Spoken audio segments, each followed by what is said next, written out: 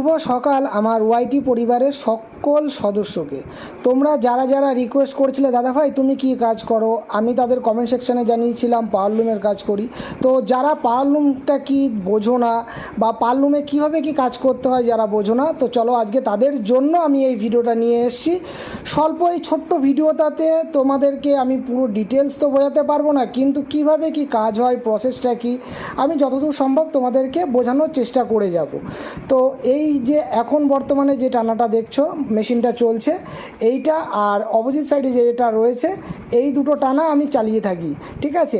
আর তার সর্বপ্রথমে আমি মেশিন করে এন্ট্রি নেওয়ার সময় যেটা দেখালাম, ওই টানাটা যদি টানা ওঠা থাকে বা তাতে কারিগর যদি না আসে, আমার মতো কারিগর না আসে, তখন আমি ওটা চালাই।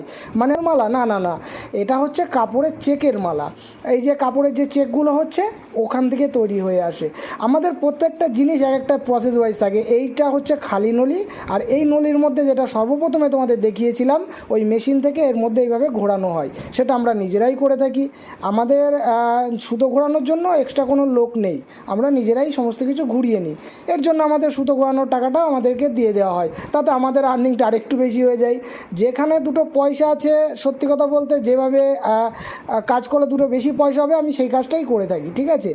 এই যে কাঠের জিনিসটা তোমরা দেখতে পাচ্ছ, এর মধ্যে যে নলিটা লাগালাম এটাকে বলা হয় মাকু, আর আমার হাতে যেটা এটা হচ্ছে মেশিনের চাবি। এই চাবিটা দিয়ে দিলেই মেশিন চলে, ঠিক আছে। এটা মানুষ নয়, এটা হচ্ছে যেহেতু যন্ত্রচালিত তাঁত যারা আছে তারা তো বুঝতেই পারবে। আর এই যে আমি যে কাপড়টা বুনছি এই কাপড়গুলো এই নরজ, এই যে কাঠের গোল্লাটা রয়েছে এই নরজ বলে এটাকে, এর মধ্যে সব কাপড় যতটা আমি বুনছি সেটার মধ্যে জড়িয়ে যাচ্ছে। আর এই যে মেশিনটা দেখতে পেলে এটাও আমিই চালাচ্ছি, আজকে আমি 3টে মেশিন চালাচ্ছি। আর এই যে নলি ঘোরানোর মেশিন, এই যে আমি নলি ঘোরাচ্ছি। দেখো ক্যামেরা কি একটা জিনিস না, ক্যামেরার মধ্যে দেখাচ্ছে কি আস্তে ঘুরছে, বেঁকে বেঁকে ঘুরছে, কিন্তু না, এটা যদি খালি চোখে দেখো প্রচণ্ড স্পিডে ঘোরে আর খুব তাড়াতাড়ি নলিগুলো ঘোরানো হয়ে যায়, ঠিক আছে। তো এই যে দেখো আমি যে নলিগুলো ঘুরিয়েছি সেগুলো আমি এখন মেশিনের ওপর রেখে দিচ্ছি। এইগুলো যখন একটা করে শেষ হবে আরেকটা লাগিয়ে দেবো। আর ওই যে আমার বন্ধু, ওর নাম দীপঙ্কর, ও চলে এসছে কাজে সকাল সকাল। তো আমি এই যে তোমাদের রিকোয়েস্টের জন্য দেখো কিভাবে ভিডিওগুলো শ্যুট করছি। তোমরা ভাবছো যে দাদাভাই শ্যুট করছে অথচ কথা বলছে না কেন, কারণ কি জানো তো, আমাদের মেশিন ঘরে প্রচণ্ড আওয়াজ, এতগুলো মেশিন চলে না, আর এত ঠকর ঠকর যে এত আওয়াজটা আছে সেটা প্রচণ্ড কানে লাগে। তো সেই কারণে আমি হচ্ছে তোমার ভয়েস ওভার দিয়ে কাজটা চালাচ্ছি। আর এইটা দেখতে পাচ্ছ এটা হচ্ছে আমাদের টানা, যেটা আমি তোমাদেরকে বলে থাকি যে টানা ওঠা আছে। আর টানার সামনে রয়েছে দুটো দেখো স্টিলের, ওটাকে বলে জোয়া কাঠি, তার সামনে আছে যেটা সেটাকে বলা হয় জোয়া, ঠিক আছে। এই যে দেখো এই যে এটাকে বলা হয় টানা। তারপর এই যে টানাগুলোর কথা বলা হয় টানা উঠে গেছে, এই টানা একটা লিমিটেড থাকে। যেমন ধরো 130 পিস বা 150 পিস বা 200 পিস, যখন ওই 200 পিস কাপড় ধরো বোনা হয়ে যাবে তখন টানাটা উঠে যাবে, ঠিক আছে। এভাবে করেই আমাদের কাজগুলো চালিয়ে যেতে হয়। আর ওই যে সামনে যেটা অনবরত নড়ে চলেছে ওটাকে বলা হয় ঝাপ। ওই ঝাপের মধ্যে থেকে তোমার হচ্ছে ঝাপ রেডি হয়, অত ডিটেলস বোঝাতে পারবো না, যাই হোক। আর এই যে সিল্ক, যেটা কাঠের জিনিস হাতে দিলাম, সিল্কটার মধ্যে দিয়ে যাচ্ছে ওটাকে বলা হয় সানা, ঠিক আছে। আর এই দেখো বলতে বলতে আমার এইদিকে যে কাপড়ের আঁচলা দিচ্ছিলাম, তোমরা আঁচল তো বোঝোই যারা কাপড় পরছো, এই আঁচলের যে চেকটা সেই চেকটা বড় হয়ে গেছে, সেই কারণে আমাকে এটাকে পুরো ছিঁড়ে বের করে ফেলতে হচ্ছে। ছিঁড়ছি মানে যে এটাকে নষ্ট করে ফেলছি তা না, মানে জিনিসটা একদম পুরো পারফেক্ট সঠিক করার জন্য আমাকে এটাকে ছিঁড়ে আবার পুনরায় তুলে নিয়ে নতুন করে করতে হবে। তো কিভাবে কি করি তোমরা চলো এটাও দেখে নাও। এখানে যে জিনিসটা দিয়ে আমি এটা তুলবো তোমরা শুনলে হাসবে, তার কারণ আমরা চুল আঁচড়াই যেটা দিয়ে সেটাকে বলা হয় চিরুনি। তো আমাদের কাছে যে চিরুনিটা থাকে সেটা হচ্ছে লোহার চিরুনি, এটা দিয়ে আমাদের কাপড়ের যদি কোনো অসুবিধে হয় সেই জিনিসগুলো আমাদের তুলে দিতে হয়, ঠিক আছে। এই যে কাপড়ের পাটটা আমি ছিঁড়ে নিলাম। এইবার দেখো ওই যে লোহার যে একটা জিনিস রাখা রয়েছে সেটা দিয়েই তুলবো। তো এদিকে আমার একটা মেশিন বন্ধ হয়ে গেছে, আগে এটা চালিয়ে নিই, কারণ বন্ধ থাকলে আমার কোনো পয়সা হবে না। তো আমাকে আগে চালাতে হবে মেশিন, আর এটা আমি চালিয়ে দিয়ে তারপরে ওটা তুলবো। তো চলো আমার সঙ্গে থাকো, দেখো আমি কিভাবে কি কাজটা করি তোমাদেরকে বোঝানোর চেষ্টা করে যাচ্ছি। জানি না তোমরা কতদূর কি বুঝতে পারছো, ঠিক আছে। এই যে চেকটা দেখানোর জন্য মাকুটাকে আমাকে উল্টো দিক দিয়ে লাগাতে হলো। তো চলো এবার দেখো কিভাবে তোমাদের দাদাভাই ছাপা তোলে, এটাকে বলা হয় ছাপা তোলা, ঠিক আছে। ডিজাইনটাকে লুজ করে দিচ্ছি, কারণ ডিজাইনটা প্রচণ্ড টাইট করে রাখতে হয়। তোমরা কাপড় পরেও তোমরা তো এটুকু জানো যে না হলে পরে যে ডিজাইনটা থাকে ওই নকশার সুতোগুলো বেরিয়ে যাবে। মানে টান না করে যদি করা হয়। তো এই দেখো ছাপা তুলছি চিরুনি দিয়ে, শুনতে হাসি লাগছে না? হাসি লাগলে এটাই বাস্তব, ঠিক আছে। আমাদের এই রকম অনেক জিনিস আছে যেগুলো আমাদের দৈনন্দিন ব্যবহারে আমরা ইউজ করে থাকি, ঠিক আছে। এই দেখো আমি কি স্পিডে তুলছি। আর বলতে বলতে এদিকে বলছে মালিক চলে আসবে, কাপড় কাটতে হবে। এই ভিডিও ক্লিপটা আমার অনেক দিনের পুরনো, ঠিক আছে।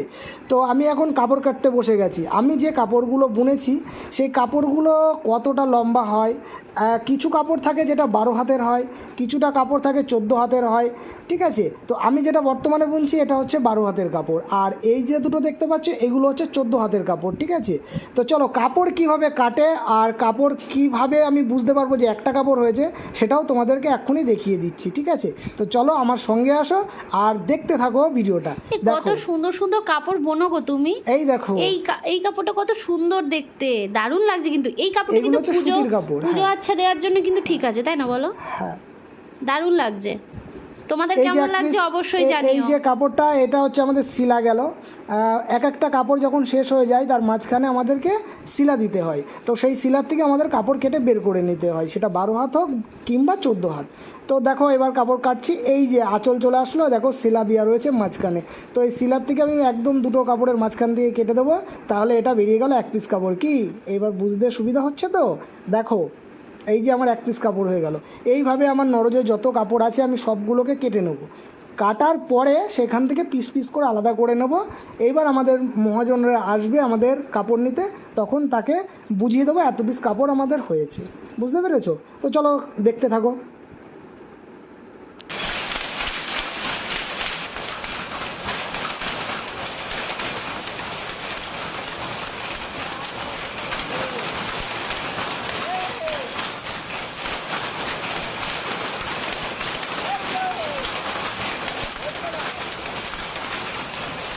কি শুনতে পেলে কত আওয়াজ?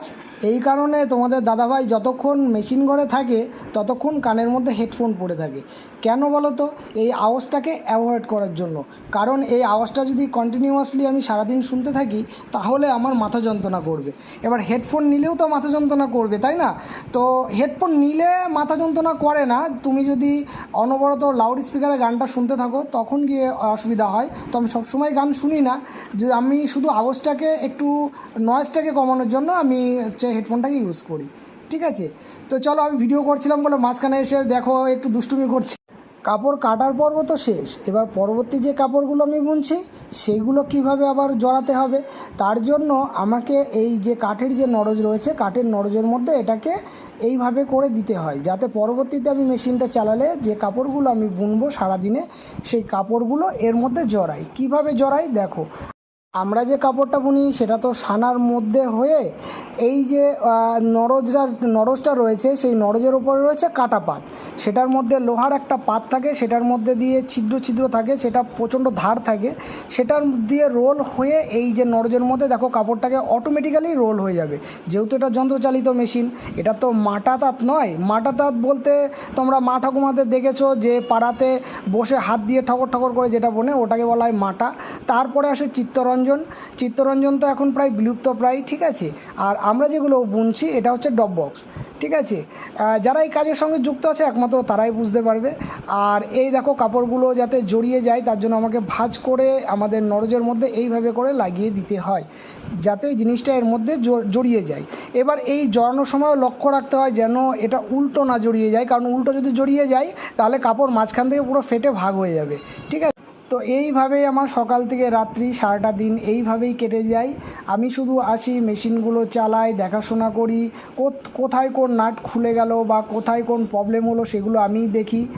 আর আমাদের মেশিন ঘরে কোনো মিস্ত্রি নেই, আমার যদি কোনো মেশিনে প্রবলেম হয় সেটা আমাকেই দেখতে হয়। আর আমি যেটা পারি না সেটা স্বপনদাকে ডাকি, স্বপনদা আর আমি দুজন মিলে সেটাকে ঠিক করি। আর যাবতীয় যে ডিজাইনের কাজ বলো বা মেশিনের কাজগুলো সেটা অধিকাংশই আমিই করে থাকি।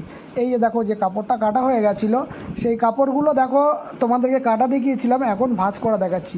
এই যে দেখো এক একটা কাপড় এই যে এইভাবে করে আমি ভাঁজ করে দিচ্ছি।